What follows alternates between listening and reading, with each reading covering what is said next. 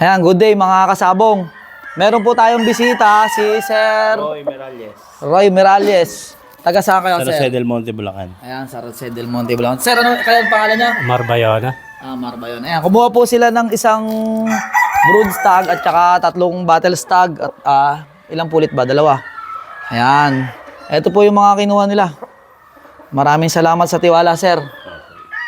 Sa ACC Game Farm. Ano masasabi niyo, Sir, sa mga manok ng ACC Game Farm? Magaganda. Quality naman lahat. Yun, maraming salamat. Sana maging successful ang breeding, Sir, sa darating na istagan. Ayan.